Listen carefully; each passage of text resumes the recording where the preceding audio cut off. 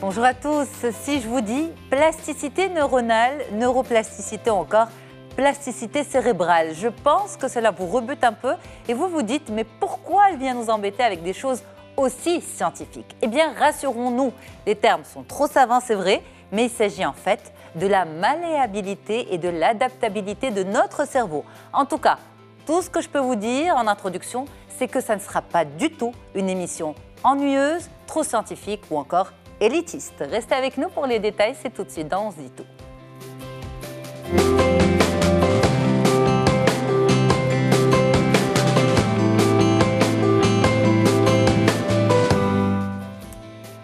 Allez, on y va pour ce sujet qui peut vous sembler un petit peu complexe, scientifique, et on va voir comment notre cerveau va nous étonner par toutes ses capacités de développement. J'ai avec moi pour en parler Fedwa Barada, bonjour. Bonjour. Merci beaucoup d'être avec nous. Pareil pour moi. C'est un plaisir de vous retrouver. Vous êtes psychologue clinicienne à Casablanca et Stéphanie Francom, bonjour. Bonjour. Merci beaucoup d'avoir fait le déplacement. Vous êtes neuropsychologue. Merci de m'avoir Merci invitée. beaucoup d'être là, mesdames. Alors, pour commencer, on va aller sur une définition simple pour garder un maximum de téléspectateurs avec nous, Fedwa. La neuroplasticité, qu'est-ce que c'est?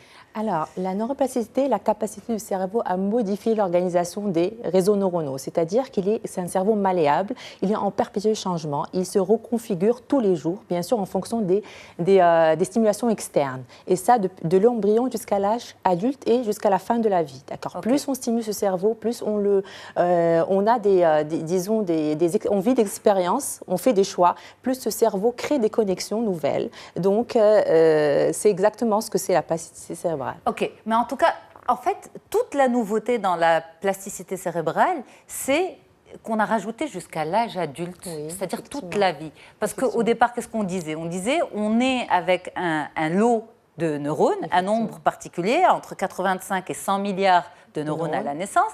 Ensuite, ça va se développer jusqu'à l'adolescence. Mais après, on a un cerveau qui est un organe figé, et ensuite, nos neurones vont mourir, et c'est la fin de la vie. Ce que la neuroplasticité est venue démontrer, c'est que pas du tout, il n'y avait pas de début et de fin. Exactement. Mais qu'il y avait une continuité, et c'est une grande nouveauté scientifique. Et effectivement, c'est vrai que les neurobiologistes du siècle dernier et du début du siècle, d'ailleurs en 1906, un des neurobiologistes qui a confirmé cette théorie a eu un prix Nobel, donc ils sont bien trompés et on est bien heureux de ça. Donc grâce à des systèmes d'imagerie très pointus, on a remarqué que le cerveau n'arrêtait pas de nous surprendre et n'arrêtait pas de créer de nouvelles connexions. Donc plus on stimule ce cerveau, plus il va créer de nouvelles connexion neuronale et ça ne s'arrête pas du tout à l'adolescence. C'est vrai que à l'âge, l'enfant a des milliards de connexions, d'accord. Mais plus on avance dans l'âge, plus le cerveau se spécifie et devient spécialiste ou expert dans un certain domaine. Donc il y a certains neurones connexions qui se créent, mais il y en a d'autres qui meurent. Et ça, c'est une reconfiguration quotidienne. Alors justement, par rapport à cette malléabilité du cerveau, je regardais un reportage dernièrement en préparant l'émission sur une petite fille qui avait une forme d'épilepsie et à laquelle on a dû opérer, à laquelle on a dû enlever la moitié du cerveau. Au réveil de l'intervention, elle était paralysée du côté opposé à l'intervention, donc à la partie du cerveau qu'on lui a enlevée, mais en 10-15 jours, elle avait tout récupéré. Exactement. En fait, ce qui se passe, par exemple, dans le cas des hémiplégies, droite ou gauche, par exemple, la personne, quand elle est hémiplégie droite, et elle est droitière de nature, c'est-à-dire que ce sont des cerveaux gauches qui opèrent la motricité. En fait, ce qui se passe, c'est que toutes les neurones autour, environnantes, avoisinantes, qui ne sont pas spécifiques, d'accord, autour de la zone qui est lésée, effectivement, fait qu'elle prend le relais, d'accord. Elle crée de nouvelles connexions, de nouveaux neurones, et donc du coup, elle aide cette personne-là à retrouver partiellement ou totalement ses capacités. Et en fait, ça, c'est une grande révolution dans la science, parce que ça veut dire qu'après un problème au cerveau, eh bien, on peut créer de nouvelles connexions et retrouver une autonomie. On peut créer de nouvelles connexions, on peut trouver aussi des capacités à détourner ou contourner cette lésion, bien sûr en trouvant d'autres modalités, mais le cerveau est un système extrêmement dynamique, il est tout le temps en changement. Mais par rapport à ce point en particulier, aux nouvelles connexions, c'est déjà utilisé pour le traitement des 10, non? Oui, effectivement. les troubles de l'apprentissage. En rééducation. En rééducation, oui, c'est-à-dire que vous, les spécialistes, vous apprenez aux enfants d'apprendre différemment. D'apprendre différemment ou, disons, d'exercer un petit peu ou de renforcer les parties défaillantes ou, disons, les difficultés de cet enfant-là ou de l'apprendre un mode de contournement. Et c'est ce qui se fait en rééducation. En rééducation. Moi, ce que j'aimerais rajouter sur la plasticité cérébrale, en fait, c'est deux choses. C'est-à-dire que, par exemple, suite à un trauma crânien ou à un AVC, on peut effectivement avoir des lésions. Oui. Et grâce à la plasticité cérébrale et à la stimulation cognitive, on peut récupérer des fonctions. Parfois, en fait, on a ce qu'on appelle des lésions qui vont en fait créer une adaptation, enfin ça va être maladaptatif, c'est-à-dire qu'on peut, suite à un trauma crânien, par exemple, souffrir d'épilepsie alors qu'on n'en avait pas auparavant. Oui. Et on peut, par exemple, suite à un trauma crânien, récupérer des capacités en mémoire qu'on avait perdues suite en fait directement au trauma crânien. Après, pour maintenant, ce qui est plus qui concerne la rééducation neuropsychologique, c'est la façon dont on va en fait stimuler ces réseaux de neurones. En fait, plus on va les activer, plus la trace mnésique sera importante et plus l'information sera facile à récupérer. Ok. D'accord ? C'est ce qui se passe un petit peu. Je vais vous poser une question bête. Oui. Et justement, le reportage ne répondait pas à cette question. Quand le spécialiste a dit la petite fille a pu remarcher, retrouver toutes ses capacités au bout de 2 semaines, est-ce que le cerveau se développe physiquement? Est-ce qu'on a plus de matière grise? Oui. Ça se voit à l'IRM, en fait. Ça se voit à l'IRM, effectivement. C'est-à-dire qu'on voit qu'il y a des connexions neuronales qui se créent. Effectivement, au niveau de l'hippocampe ou dans d'autres sphères. Donc, c'est vraiment quelque chose de très dynamique. Donc, en fait, la partie du cerveau qui a été enlevée, elle va se reconstituer à nouveau? Non, en fait... Pas exactement. Pas exactement. Non. Pas exactement. Mais la partie restante prend le relais. La partie restante prend le relais. Oui, en créant de nouvelles connexions. De nouvelles connexions. Et donc, dans ce cas-là, on peut récupérer en fait les fonctions partiellement ou totalement, dépendamment. C'est-à-dire, plus le sujet est jeune, plus il aura plus de possibilités à retrouver ses compétences ou ses capacités d'une manière totale. D'accord. Ouais. Alors, si on devait vraiment parler des pathologies, des gros problèmes, aujourd'hui, la plasticité cérébrale, elle vient aider quel profil de patient? Alors, ça peut être tout d'abord en fait, tout ce qui va être trouble des apprentissages. Oui, chez l'enfant. Chez l'enfant. Ça peut être également en fait, tout ce qui suit un trauma crânien ou un AVC. D'accord. Donc là, on va y avoir la stimulation. À n'importe quel âge? À n'importe quel âge, oui. Ça peut passer soit par le langage dans le cadre de l'AVC ou de la mémoire. Donc ça, c'est souvent un travail qui est pluridisciplinaire. Donc ce qui se fait aussi avec les orthophonistes, les psychomotriciennes, les psychologues, les neuropsychologues. Donc après, il y avait juste un petit bémol, c'est par exemple dans la maladie d'Alzheimer. Oui. Donc là, c'est autre chose. On a une neurodégénérescence qui fait que là, la plasticité cérébrale, elle va avoir un impact un peu moindre. D'accord. C'est-à-dire que dans le cadre de, par exemple, de la maladie d'Alzheimer, on a une atrophie cérébrale, donc des cellules en fait qui vont mourir.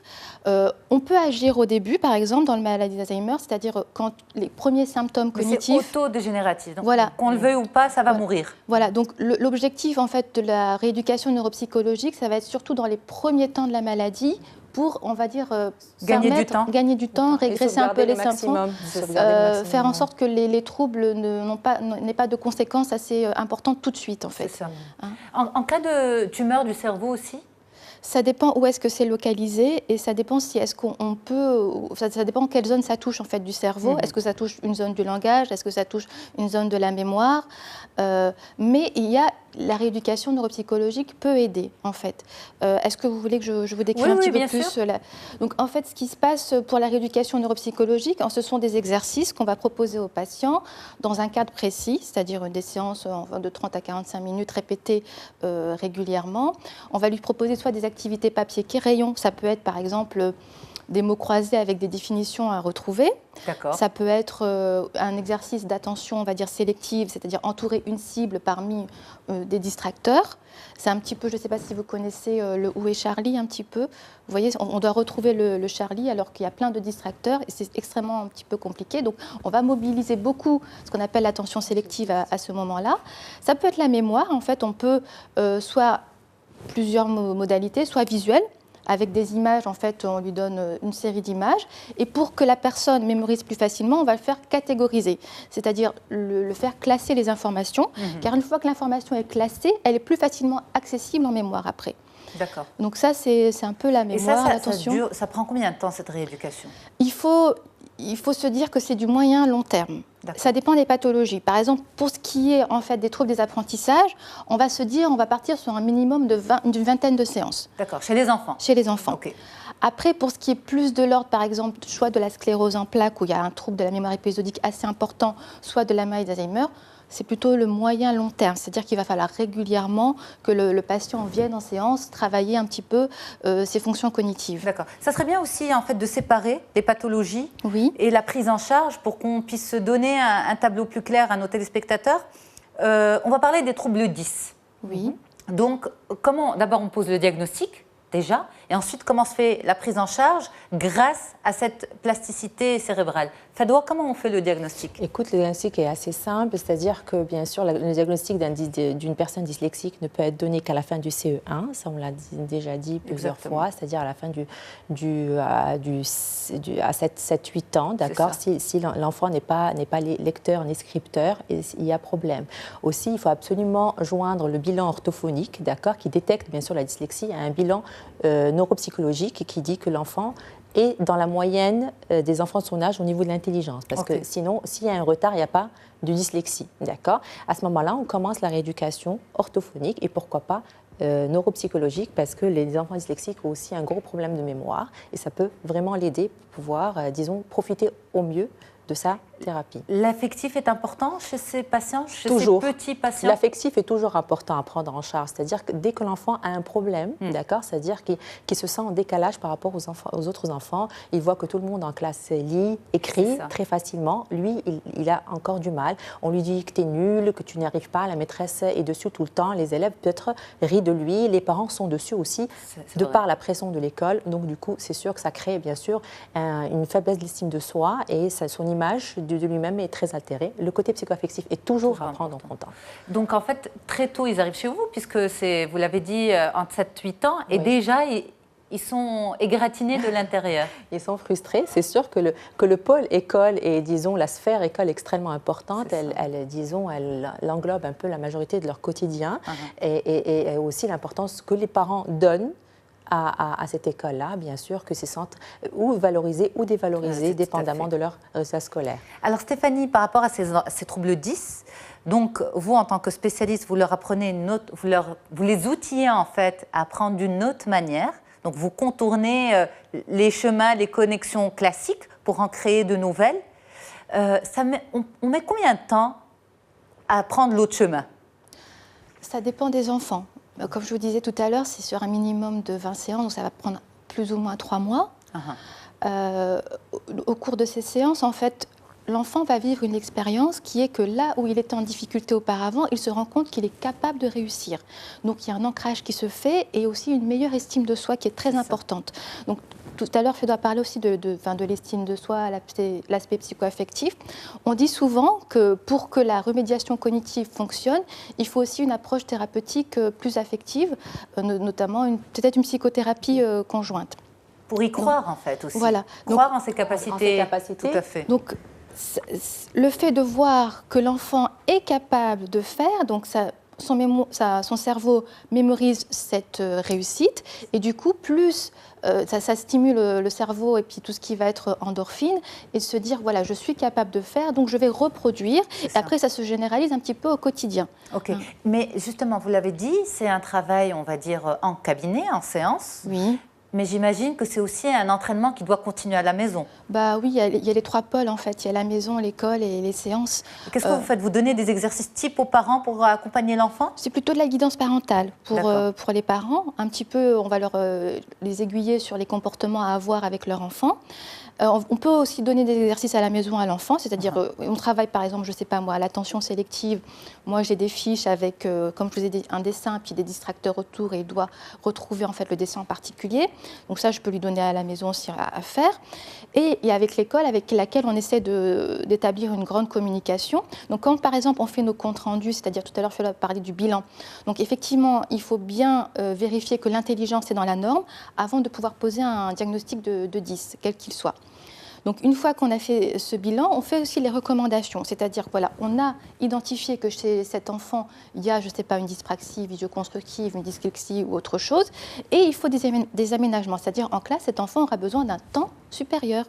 Il aura besoin d'un exercice en moins pour qu'il puisse aussi, lui, réussir. Ça. Mais bon, je ne vous cache pas que dans la pratique, c'est souvent très difficile à mettre en place parce que voilà, le temps scolaire est limité, le professeur aussi, lui, il doit noter sur l'ensemble des exercices et parfois il ne comprend pas toujours que pourquoi un enfant aura 3 exercices au lieu de 4. Donc il y a aussi un travail de médiation qu'on essaie de faire avec les écoles. Souvent, on dit aux parents, moi quand je les ai en séance et je leur explique, voilà, il faut bien expliquer à l'enfant pourquoi il vient. Très important, il ne vient pas là par hasard. Il faut qu'il ait envie de venir.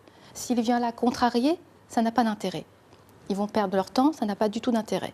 Il faut qu'il soit convaincu. Et en même temps, nous, quand on l'a en séance, on essaie de le trouver des activités qui vont être adaptées à son âge, adaptées à ses centres d'intérêt, pour que voilà, il se retrouve en situation de succès. Je suis capable de réussir, je peux le faire. Et voilà. Et que ça s'ancre. Et l'ancrage soit plus important. C'est ça. Alors ça, c'est vraiment pour les 10, pour les troubles de l'apprentissage, ce qui revient très souvent, et pour lesquels, on va dire, la neuroplasticité est connue et reconnue. Là où c'est, on va dire, une nouveauté depuis quelques années, c'est pour l'adulte. Et par rapport aux pathologies, aux accidents vasculaires cérébraux, toutes ces choses-là. Est-ce qu'il faut aussi, est-ce que la clé de la réussite, c'est une prise en charge rapide, juste après le diagnostic? Oui, ça dépend en fait, suite à un AVC ou même un trauma crânien, parfois après le trauma crânien, il y a une période de coma. Donc il faut passer cette période de coma, que le patient récupère quelques facultés, on va dire, au niveau de l'attention, de la concentration, avant de faire le bilan. Pour l'AVC, donc, on essaie de faire le plus rapidement possible le bilan neuropsychologique pour savoir quelles sont les fonctions qui sont lésées. Est-ce que c'est la mémoire? Est-ce que c'est l'attention? Est-ce que c'est le visuospatial? Et une fois on sait quelles fonctions sont lésées et quelles fonctions sont encore fonctionnelles, on peut dire, voilà, ça va être tel axe de prise en charge. Souvent, ça peut être la mémoire, parce qu'on se rend compte que suite à un AVC, il peut y avoir des troubles de la mémoire à court terme. Ça peut être tout ce qui est moteur aussi? Ça peut être tout ce qui est moteur. Là, il peut y avoir une hémiplégie, il peut y avoir une aphasie, il peut y avoir... La neuroplasticité peut améliorer ces conséquences-là? C'est un élément très important sur lequel on va vraiment se baser. Le cerveau, comme disait tout à l'heure Fedwa, il se réorganise. Il fait en fonction de ce qui se passe. Donc, il a beaucoup de ressources. Et sur la base de ces ressources-là, nous, on va proposer des exercices qui vont, stimuler ces connexions neuronales, activer les réseaux, et plus on active le réseau, comme je disais tout à l'heure, plus l'information sera facile à récupérer par le biais d'exercices. Mais ce n'est pas que en séance, c'est aussi au quotidien, à la maison. Et ce qui va être aussi important, c'est de valoriser et encourager la personne. D'accord. Est-ce que la durée passée dans le coma va aussi déterminer la réussite de la rééducation du cerveau, de cette plasticité neuronale?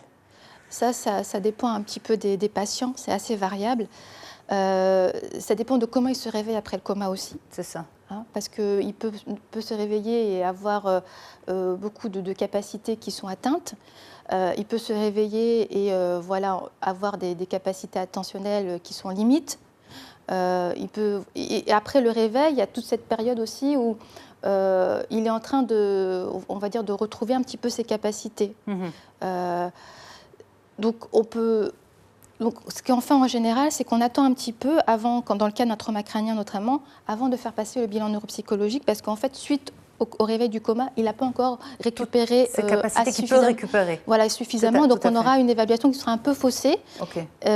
L'objectif, c'est qu'on sache vraiment quelles sont les fonctions qui sont lésées. Ok. Alors, Fedwa, justement, pour vous, en tant que psychologue clinicienne, est-ce que cette plasticité neuronale peut aussi aider des personnes qui ont établi en fait un fonctionnement particulier, des angoisses, des dépressions, un cheminement, une réflexion qui fait qu'ils sont arrivés à telle ou telle pathologie dans la prise en charge?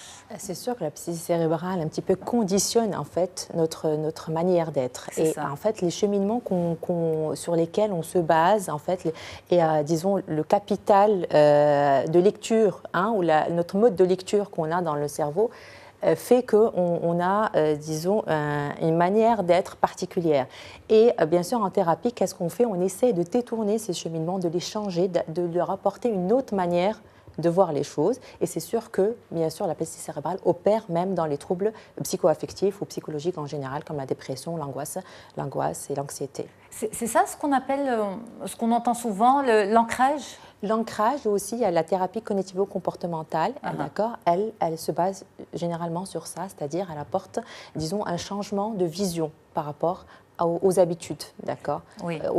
Parce que normalement, la personne, qu'est-ce qu'elle fait? Dépendamment des expériences répétitives, ça crée des sillons dans le cerveau, d'accord. De nouveau aussi. Exactement, des canevas comme des schémas. Ça s'appelle la thérapie des schémas, c'est-à-dire chaque personne va avec des schémas particuliers. Et en thérapie, on essaye de changer ces schémas-là pour pouvoir leur donner, les apaiser au niveau émotionnel. Donc, lorsque certains spécialistes nous disent « répétez-vous au réveil, je vais bien, tout va bien », ce n'est pas n'importe quoi. Ou comme vous êtes belle, oui, ça crée des ancrages positifs au niveau du cerveau. Et donc, bien sûr que c'est important. Ce n'est pas n'importe quoi. C'est pas n'importe quoi. Ce n'est pas n'importe quoi.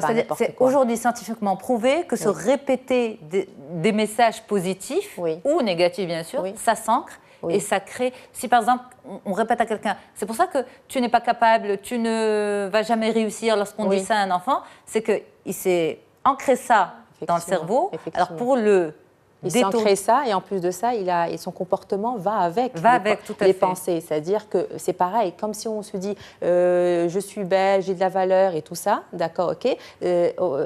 À l'opposé, bien sûr, on peut créer des ruminations, je suis nulle, je ne mérite rien, je ne mérite pas l'amour. Donc du coup, chaque pensée, d'accord, crée une émotion et un comportement particulier. Donc bien sûr, en changeant la pensée, on change toute la dynamique autour. Donc c'est un cercle fermé en fait. Exactement. Dans le fait de changer la pensée, on essaie aussi d'amener le patient lui-même à prendre en considération. Nous, on lui donne des pistes de réflexion. Mais c'est son cheminement propre qui va l'amener là un petit peu où on veut l'amener en fait. C'est ça. Hein, c'est pas des solutions toutes faites qu'on lui apporte. Exact. L'objectif, c'est quand même que ça passe par une réflexion, parce qu'en fait, on ne veut pas avoir quand on travaille, les patients ne restent pas avec nous l'éternité. Ils sont là de passage. C'est une parenthèse dans leur vie. Et donc, on essaie de leur donner des outils de réflexion. Et après, avec ces outils, ils agissent par eux-mêmes. C'est ça, c'est ça. Vous devez faire d'abord l'ancrage, et ensuite ils continuent le travail. Oui. C'est bien ça? L'estime de soi est très importante. Tout à l'heure, vous parliez de messages négatifs. Donc, effectivement, quand l'enfant entend qu'il est nul, effectivement, le comportement va avec, la souffrance psychologique va avec.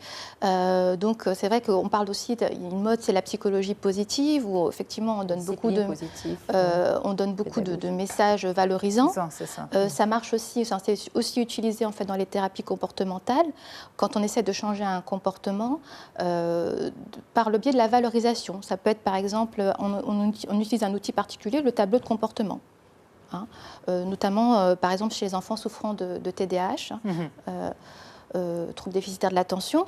Donc on cible tel comportement dans un tableau, et puis chaque fois que par exemple, je ne sais pas moi, je range mes affaires tout seul, on lui met un point ou un point vert, il voit ce comportement, il voit qu'il y a une réaction. Le fait de visualiser, en fait, fait que la chose devienne concrète pour lui. Et par exemple, il voit qu'à la fin de la semaine, il a tant de points signifie telle récompense. Okay. Donc, il y a aussi l'ancrage. C'est bien à mettre ce système de récompense? Vous en pensez quoi en tant que psychologue clinicienne? Le système de récompense est bon pour pouvoir entamer un processus. Oui, d'accord. C'est un début. C'est un début, effectivement. C'est sûr que l'enfant ne va pas rester indéfiniment avec ce système de récompense. C'est juste pour ancrer, comme on a dit tout à l'heure, un certain comportement jusqu'à ce qu'il devienne, se généraliser, qu'il devienne une habitude. Par exemple, se brosser les dents, on va le récompenser au début, mais après, ça va devenir une habitude pour lui. Pour un début, c'est pas mal, mais il ne faut pas tout le temps. Il faut pas exactement. Tout à fait. C'est ce qu'on explique aussi à l'enfant, c'est-à-dire que c'est un outil transitoire. On va l'utiliser pendant un petit moment, puis après, ça va devenir automatique. L'objectif, c'est que le comportement positif qui se répète devient un automatisme. C'est ça qu'on vise. Cette histoire de neuroplasticité, on ne peut pas l'utiliser pour changer la dynamique de l'adolescence. L'adolescence est perçue par tout le monde comme étant vraiment un passage de turbulence, un passage à vide pour les parents. Est-ce qu'on ne peut pas positiver peut-être l'adolescence pour changer sa perception, l'améliorer, Parce que je me permets de vous poser une question aussi folle, parce que je me dis, finalement, le cerveau est capable de faire tellement de choses. Pourquoi ne pas lui donner un autre signal ?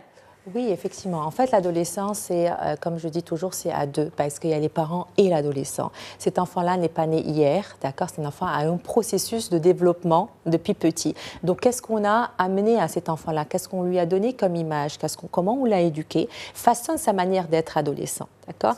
C'est sûr que l'adolescent, il y a autant d'enfants qu'adolescents, d'accord? Il y a différentes manières d'être adolescent. Il n'y a pas, c'est stigmatisé, oui, il y a un certain comportement, mais ce n'est pas toujours le cas, d'accord? On trouve des adolescents qui vont très très bien, d'accord? Ce tiraillement qu'il y a entre le parent et l'adolescent, c'est les deux parties. C'est-à-dire quand on est adolescent en souffrance, il faut voir les parents derrière. C'est obligatoire. On ne peut pas reprogrammer le cerveau rapidement. Écoutez, il y a ce qu'on appelle actuellement la psychologie positive ou la pédagogie positive, d'accord? Ça, c'est très important. C'est-à-dire comment accompagner cet adolescent, d'accord? Parce que la difficulté de l'adolescent, c'est que les parents, parfois, n'acceptent pas que l'enfant grandisse, qu'ils demandent de l'autonomie. D'accord? Ils ont l'impression que cet enfant-là est toujours leur petit bébé qu'ils doivent couvrir, qu'ils doivent surveiller les erreurs. Tu as tardé une demi-heure, tu n'as pas répondu au téléphone. Mais non, c'est-à-dire qu'il y a un accompagnement autant à faire avec l'ado qu'avec les parents pour une meilleure changer la perception et ancrer autre chose. Exactement. Grâce à cette plasticité neuronale. Oui, pourquoi pas. Mesdames, on marque une courte pause et on revient pour la deuxième partie. Oui. À tout de suite. Allez, de retour pour cette discussion sur la plasticité cérébrale, plasticité neuronale. C'est vrai que les termes ont l'air vraiment barbares, trop scientifiques. Mais si vous étiez avec nous depuis le début de l'émission, vous avez bien compris que ça n'avait rien de vraiment barbare. C'est accessible. Ça veut dire quoi? Ça veut dire tout simplement que notre cerveau a prouvé qu'il était capable de continuer à se développer jusqu'à la fin de nos jours et que ça ne s'arrêtait pas au moment de l'adolescence. Nous en parlons avec deux spécialistes, Fadwa Barada, psychologue clinicienne, et Stéphanie Francom, neuropsychologue. Mesdames, merci beaucoup d'être là. Merci à toi. Donc en première partie, on a parlé des enfants qui ont des troubles et donc de l'apport de cette découverte scientifique de la neuroplasticité. Les personnes souffrant d'AVC, on va dire d'accidents de la vie, de pathologies lourdes, mais on peut aussi parler de la neuroplasticité au quotidien chez l'adulte. Pourquoi? Parce que pendant longtemps, et ça s'est ancré en nous, arrivé à l'âge adulte, c'est fini, on avait complètement bouclé notre phase d'apprentissage, quel que soit le niveau, et on se dit, c'est bon, les langues, j'ai fini avec, les activités aussi. Voilà, tout nouveau apprentissage, c'est vraiment, on va dire, consacré à l'enfance, à l'adolescence. Et lorsqu'une personne adulte, âgée, apprend quelque chose de nouveau, on se dit, c'est extraordinaire, elle a réussi à le faire. Est-ce que c'est aussi extraordinaire que ça, Fadwa Barada? Écoute, bien sûr, on peut tout à fait stimuler le cerveau jusqu'à la mort, d'accord? C'est-à-dire qu'un cerveau est en mutation perpétuelle de la naissance, disons, de la phase embryonnaire dans le ventre de la maman jusqu'à la fin de la vie d'une personne. C'est-à-dire que ça ne s'arrête jamais. Bien sûr, il y a certaines méthodes pour stimuler ce cerveau, le laisser en dynamisme. Il y a pas mal de choses. On a un cerveau qui court ici, qui se muscle. Alors, comment stimuler ce cerveau? D'accord, à l'âge adulte. En fait, on est tous capables de continuer à apprendre. Parfaitement. C'est quand même peut-être plus compliqué à l'âge adulte, non?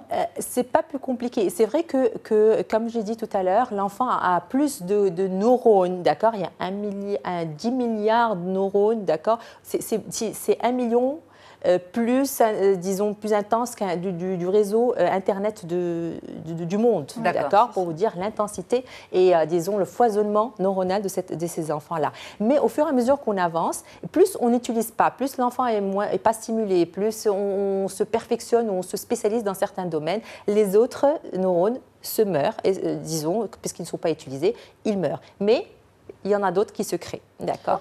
Donc, à l'âge adulte, bien sûr, pour pouvoir stimuler ce cerveau-là, il faut absolument rester dans l'apprentissage. D'accord? Toutes les étapes d'apprentissage stimulent parfaitement le cerveau et la recherche de nouveautés aussi. C'est-à-dire, plus on apprend des choses nouvelles, plus ce cerveau va être stimulé, bichonné, il va adorer. Alors, ce que je voulais dire aussi, c'est que le cerveau, notre cerveau en général, n'est fonctionnel qu'à 20%. C'est-à-dire, il y a 80% du cerveau qui n'est pas stimulé ou pas utilisé. C'est-à-dire, pour vous dire, l'intensité, la capacité du cerveau, qu'est-ce qu'elle peut faire. Comment on peut devenir des super génies avec la stimulation extérieure, d'accord? Parce que de toute façon, il est tout le temps en connexion, parce que le cerveau est extraordinaire. Il ne vit pas tout seul, il ne vit pas dans sa sphère, il est tout le temps en train de se modifier dépendamment de ce qui se passe à l'extérieur, dépendamment de nos choix, de nos expériences. D'accord ? Avec les interactions. Et les interactions externes, exactement. Bon, comme j'ai dit, les expériences, les étapes d'apprentissage et la recherche de nouveautés, ça stimule pas mal le cerveau, ça crée de nouvelles connexions. L'activité physique, puisque le corps, disons le cerveau vit dans un corps, et donc il y a une connexion entre les deux. Donc, pas dissocier le corps du tout, c'est-à-dire quand on fait une activité physique, il y a une sécrétion hormonale qui est l'endorphine, d'accord, et donc l'activité libère certains facteurs qui stimulent ce cerveau-là, d'accord. Il y a aussi l'alimentation saine, parce que dans notre intestin vit des milliards de bactéries, ça s'appelle le microbiote, d'accord, et qui libère des facteurs aussi qui ont une connexion directe avec la stimulation cérébrale. Tout ça, c'est extrêmement important, c'est-à-dire une bonne hygiène de vie au niveau alimentaire et sommeil aussi, le sommeil est très important, l'activité physique et l'apprentissage continue. On voit aussi, par exemple, par rapport aux gens qui sont en retraite, qui partent en retraite, comme quand ils ne sont pas stimulés, quand ils ne lisent pas, quand ils n'apprennent pas, il y a une certaine dégradation au niveau cérébral. Ils peuvent aussi avoir de l'Alzheimer ou des choses comme ça. C'est-à-dire qu'en stimulant le cerveau, on peut, disons, retarder l'apparition de certaines pathologies, effectivement. Exactement. Les choses qui sont toxiques pour le cerveau, comme on le sait et tout le monde sait, c'est bien sûr l'anxiété, le stress chronique et la dépression. Bien sûr, ça influe, ça crée aussi des facteurs qui diminuent un petit peu l'activité cérébrale et les connexions des réseaux neuronaux, et aussi la prise de psychotropes et de médicaments, d'accord, comme les calmants, comme les anxiolytiques. Tout ça, ça réduit vachement la sécrétion de nouvelles connexions. Mais justement, on crée plus de matière grise. C'est ça ? Oui, de toutes les façons, plus on stimule la mémoire, plus on retient, plus on lit, plus on s'intéresse aux choses, c'est sûr qu'on stimule la mémoire. De la même manière qu'on stimulerait sa peau. Oui, parfaitement. Moi, je voulais juste rajouter en fait qu'il faut partir d'une activité qui nous fait plaisir, qu'on a envie de faire.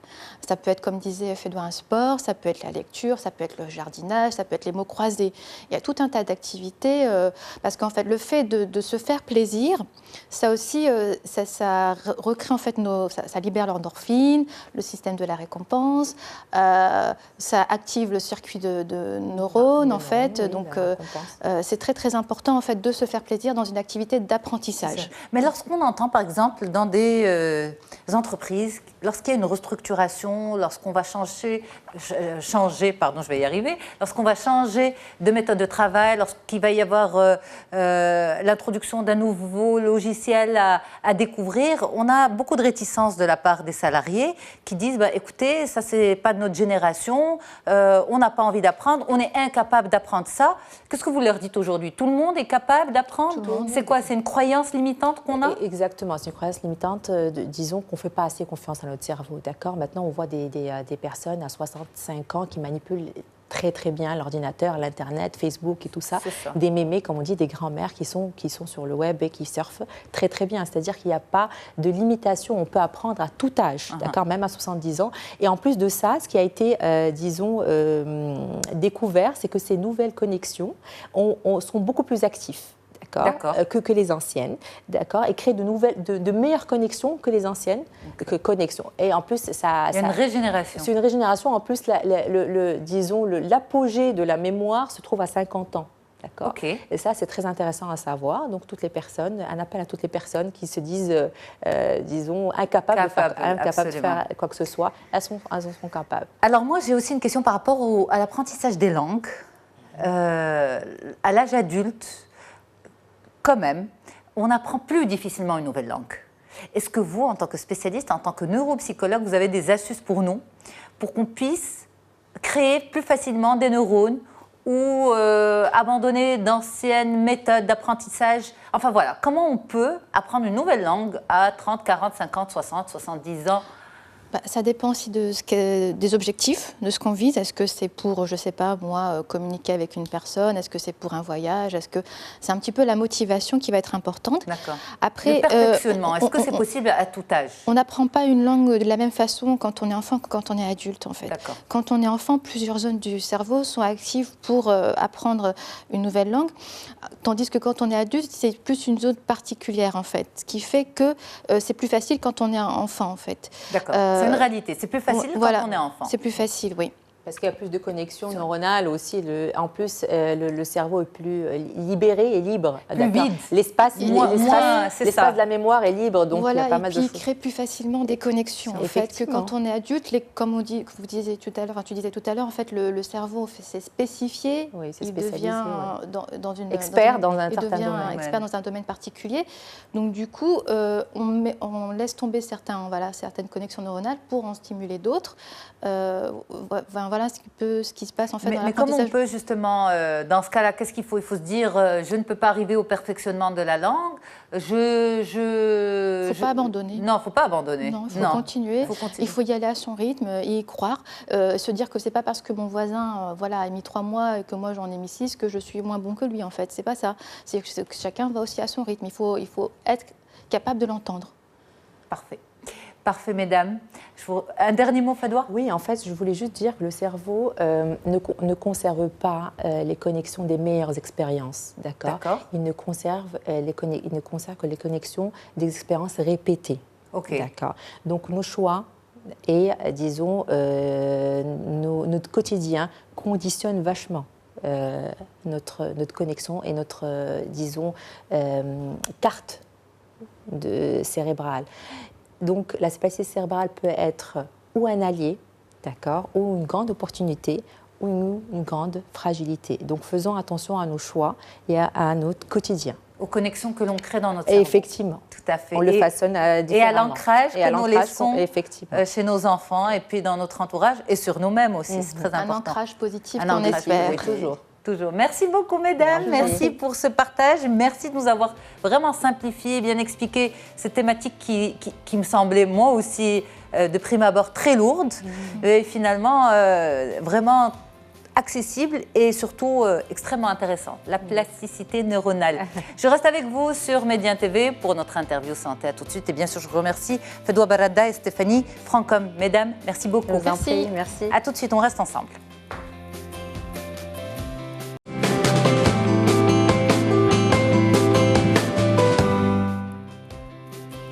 Allez, tout de suite, nous faisons le point sur la santé de nos reins et le lien avec la consommation des médicaments. Apparemment, les médicaments seraient toxiques pour nos reins. En tout cas, nous faisons un spécial sur le sujet avec vous, professeur Amal Bourkia. Vous êtes néphrologue. Bonjour, professeur. Bonjour. Vous allez bien ? Merci beaucoup. C'est un plaisir de vous retrouver sur le plateau de l'émission. Également. Alors, vous êtes là avec nous, professeur, parce que vous, en tant que spécialiste, et vous êtes nombreux, les spécialistes, à tirer cette sonnette d'alarme, concernant la consommation des médicaments et surtout en automédication et leurs conséquences sur nos reins. Dites-nous pourquoi. Ah oui, absolument. Les médicaments et notre organisme, ça va être un des sujets de ce siècle et de siècle à venir, parce qu'on peut revenir à l'habitude des êtres humains. Quand on est malade, quand on souffre de quelque chose, le premier geste, le premier réflexe, c'est d'aller chercher un médicament pour soulager ses souffrances. Donc on s'adresse essentiellement à une pharmacie pour prendre un médicament sans qu'on sache exactement comment ce médicament va agir au niveau de notre organisme et quelles sont les conséquences de ces médicaments, de la consommation de ces médicaments. Donc, si on reprend au niveau rénal, c'est-à-dire on sait que le rein est une fonction de filtration, d'élimination de tout ce qui est excès, déchets, etc. Et parmi les générateurs de ces excès et de ces déchets, les médicaments. Donc, les médicaments de tout genre, on doit le savoir, ce sont des toxiques. Donc, des toxiques qui libèrent aussi des toxiques. Et ces toxiques sont éliminés par les 2 laboratoires rein et foie. Et donc, on va avoir des conséquences si on ne respecte pas les conditions d'utilisation, la dose et la durée. Et même si on respecte ces conditions, on peut avoir ce qu'on appelle les effets secondaires de ces médicaments. C'est ça, c'est que pendant longtemps, jusqu'à récemment, pendant longtemps, on a fait une confiance aveugle aux médicaments en pensant qu'un médicament n'allait cibler uniquement que ce qui va mal. Et en fait, on va dire les traitements qui nous ont démontré le plus leur toxicité, à l'œil nu, c'est la chimiothérapie. C'est ça qui est venu un petit peu, peut-être aussi réveiller les consciences, dire ça peut traiter, mais voilà ce que ça fait. Et les effets secondaires d'une chimiothérapie sont tels qu'ils sont visibles, ils sont très importants. C'est là où on a commencé à comprendre un peu la toxicité des médicaments. Vous avez tout à fait raison, parce que c'était comme de l'expérimental. Donc, on voyait que si on veut tuer quelque chose, on ne tue pas seulement ces cellules qu'on veut tuer, mais tout le reste aussi est atteint. Et ça a démontré que les médicaments ont des effets secondaires très, très importants. Et on doit savoir aussi une chose, le médicament, quand il sort, il n'est jamais spécifique. Il est plus toxique parce que justement, il atteint plusieurs cibles. Et au fur et à mesure du développement, c'est pour cela que les médecins privilégient généralement les nouvelles molécules parce qu'ils sont plus ciblés, c'est-à-dire ils ciblent vraiment ce qu'on veut faire. Par exemple, les antibiotiques d'il y a 30 ans, il y a 50 ans ne sont pas les mêmes. La même chose que la chimiothérapie, avec, quand on dit moins d'effets secondaires, c'est qu'ils ciblent exactement ce qu'on veut cibler et pas tout. Et ça, c'est les effets secondaires. Le problème des effets secondaires, c'est qu'ils ne sont pas visibles, aussi visibles que la chimio. C'est-à-dire que par exemple, la toxicité rénale dont on parle aujourd'hui, c'est que les reins peuvent être atteints de différentes manières, déshydratation, lésion de toutes les petites molécules, et donc les unités fonctionnelles de rein qui sont aussi les glomérules, les tubules, entraîner vraiment des effets secondaires, mais qui ne sont pas visibles, et que les personnes peuvent ne pas s'en rendre compte, et ces effets vont apparaître après, avec le temps. Pourquoi avec le temps? C'est une fois que le rein va commencer à souffrir en donnant des signaux généralement biologiques. Alors, on a un rein.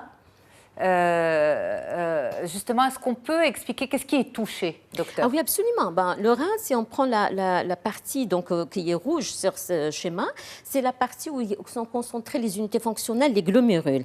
Et ça est visible aussi quand on coupe un rein de mouton, donc nos spectateurs peuvent aussi le vérifier. Et après, vous avez un ensemble de tubules. Ils vont de petits tubules donc, qui est relié au néphron. Ils se regroupent absolument et descendent ici, qu'est-ce que vous avez comme des traits ici, pour se regrouper vers de gros tubules. L'essentiel, c'est que de la petite graine qui est le glomérule, on n'a à partir de là que des tubules qui vont en grossissant, en se regroupant. Donc, si on peut comprendre pour le médicament, une fois qu'il arrive par l'artère au niveau de ces petits glomérules, donc les glomérules unités fonctionnelles, c'est celle qui travaille, qui va éliminer, ils vont passer dans les premiers tubules, les deuxièmes tubules et les derniers tubules. Et les médicaments sont généralement très toxiques pour ces tubules, parce que ce sont eux qui reçoivent ces éléments, ces unités donc, très toxiques. Et on peut avoir des atteintes interstitielles, ce qu'on appelle interstitielles, c'est tout ce qui entoure ces tubules et tubulaires, et que ces atteintes sont généralement non visibles et sans effet donc, apparent chez la personne pour pouvoir y penser. Et c'est pour cela la responsabilité ici, aussi bien du médecin qui prescrit les médicaments pour la surveillance et pour attirer l'attention sur des effets secondaires, la responsabilité du citoyen pour aussi surveiller son traitement et surtout essayer de respecter scrupuleusement les prescriptions. Alors peut-être que pour vous, les spécialistes, on va dire la plus grosse sonnette d'alarme, ça serait l'automédication, et notamment pour les anti-inflammatoires non stéroïdiens. J'ai du mal avec ce mot toujours. Il y a aussi le gros problème de la paracétamol, il y a aussi également le souci des antibiotiques. Au-delà de la résistance bactérienne, c'est aussi la conséquence sur les reins. On peut citer quelques familles, si on peut dire, de médicaments qui sont toxiques pour les reins. C'est d'abord ces anti-inflammatoires non stéroïdiens qu'on utilise malheureusement de façon vraiment anarchique, énorme. Ce sont de très bons médicaments parce qu'ils soulagent beaucoup, soulagent la douleur particulièrement. Ils sont prescrits surtout dans les atteintes rhumatismales. Ça soulage et une fois que la personne est soulagée, ça y est, il est entraîné. Et on voit des personnes qui ont utilisé les anti-inflammatoires non stéroïdiens pendant des années, 15 ans, 20 ans, et automatiquement, ils vont arriver à un moment donné, ils vont avoir une atteinte rénale. Un nom de molécule, bien sûr pas le nom commercial.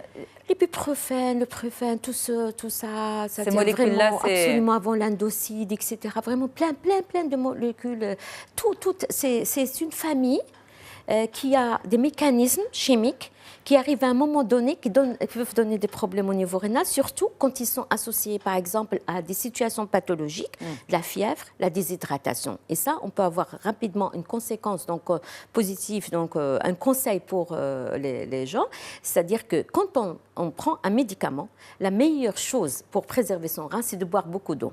Beaucoup d'eau, au moins 1,5 litre par jour, et à rajouter des jus et des tisanes, etc., pour aider le rein, faciliter à laver et à éliminer c'est toxique, peu concentré.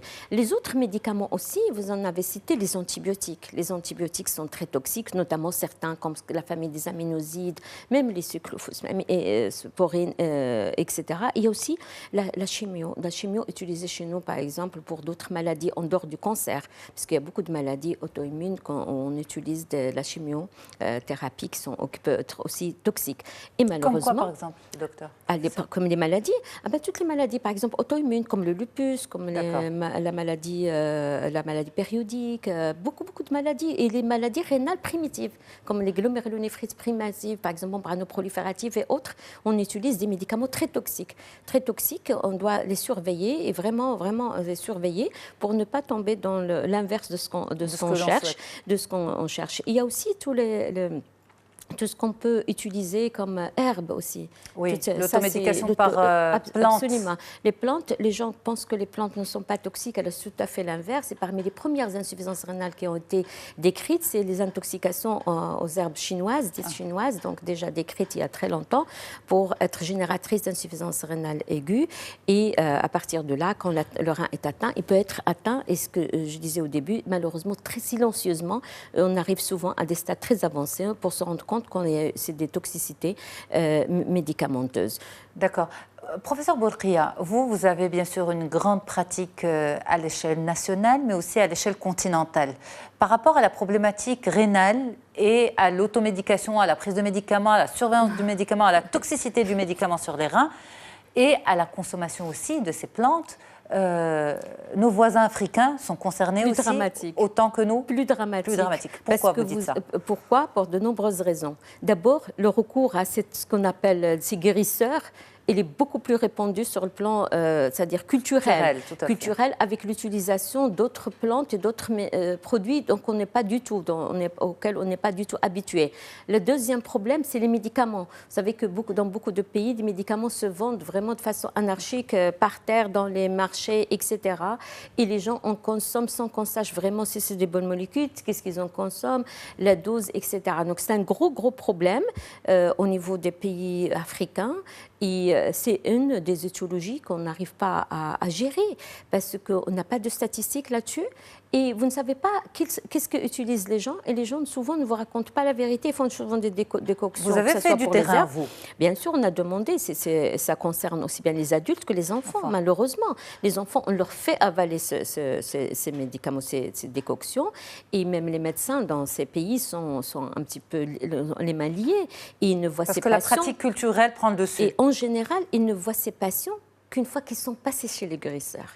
Et ça complique énormément et la pathologie et ça donne les complications de ce qu'ils ont reçu. C'est vraiment quelque chose qui doit être un cheval de bataille pour protéger le rein, sachant que la pathologie ne fait qu'augmenter. Et attirer l'attention sur les médicaments est une action vraiment primordiale dans la prévention de ces pathologies. Je vous remercie vraiment d'attirer l'attention sur l'utilisation de ces médicaments parce qu'une fois qu'on a avalé le médicament, s'il ne nous a pas donné des douleurs gastriques ou une réaction qu'on voit, on dit qu'on n'a rien eu, alors que ce n'est pas du tout la vérité.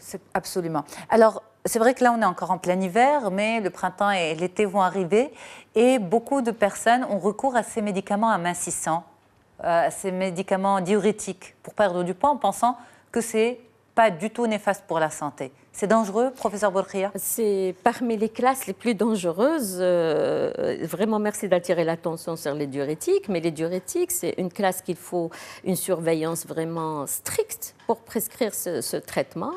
Et les données pour l'amincissement, c'est vraiment... Je ne sais pas comment ils ont sorti cette idée. C'est juste une déshydratation. C'est-à-dire le poids supposé que va perdre la personne, il ne va partir que du secteur vasculaire, c'est-à-dire le secteur qui nous donne la tension normale, qui irrigue les organes, notamment le rein. Il va donner une hypoperfusion rénale, il y a moins de sang qui va arriver au rein et tout l'organisme va souffrir.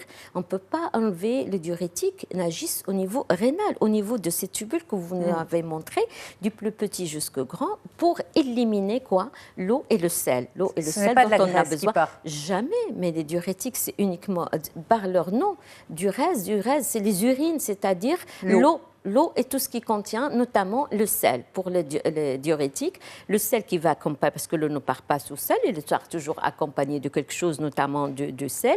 Et donc, ces diurétiques sont très dangereux et peuvent être générateurs de gros problèmes rénaux par la déshydratation, par la toxicité même de ces diurétiques, parce que les diurétiques qu'ils utilisent, ce sont un type de diurétique qui donne des complications rénales et d'autres complications secondaires qu'ils ne connaissent pas, donc notamment biologiques, et aussi ils vont prédisposer, s'ils prennent un autre médicament, vu qu'il y a une situation de déshydratation et de troubles ioniques, à d'autres problèmes rénaux. C'est comme une aggravation.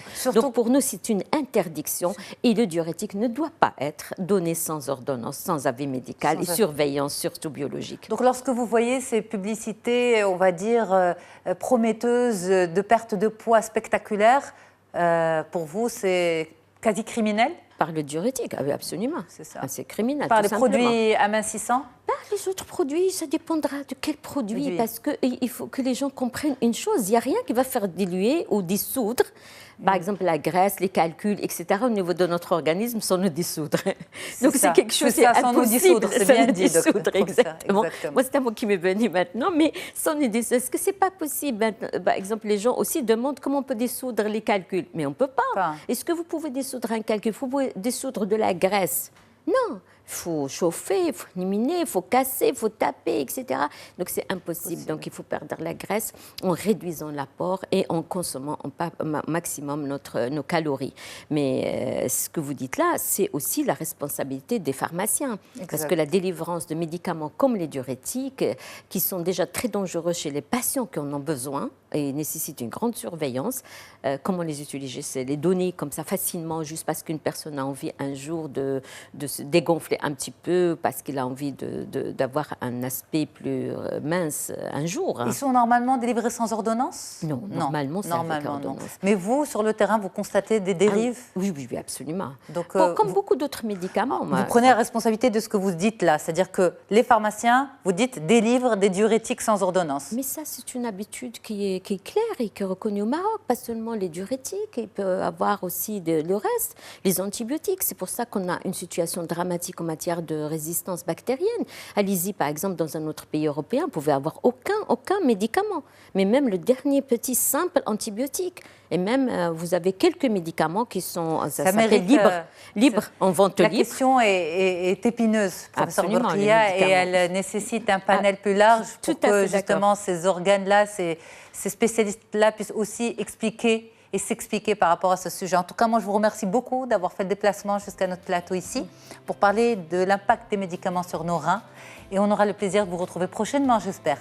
Merci beaucoup. Sans langue de bois, professeur Amal Bourkia, jamais.